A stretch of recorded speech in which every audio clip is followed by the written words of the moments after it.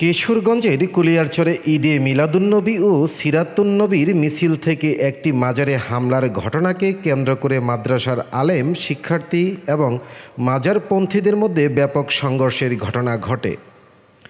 সংঘর্ষে এক ব্যক্তি নিহতসহ অন্তত ৩০ জন আহত হয়েছেন। আজ সকাল 10:30টায় কিশোরগঞ্জের কুলিয়ারচর উপজেলার ছয়সতী এলাকায় এই ঘটনা ঘটে।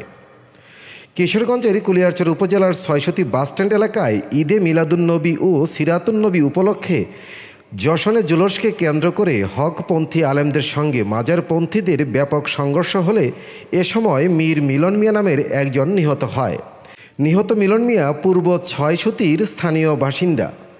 এ ঘটনাকে কেন্দ্র করে দু গ্রুপের ধাওয়া পাল্টা ধাওয়ার পাশাপাশি একটি মসজিদ ও একটি মাজার ভাঙচুর করা হয়। পরে পুলিশ ও সেনাবাহিনীর সদস্যরা ঘটনাস্থলে পৌঁছে পরিস্থিতি নিয়ন্ত্রণ আনতে সক্ষম হয়। এছাড়াও কুলিয়ারচর থানার ভারপ্রাপ্ত কর্মকর্তা সারোয়ার জাহান এই ঘটনার সততা নিশ্চিত করেছেন। রবিন মাঝার, ডেইলি বাংলা পত্রিকা.com।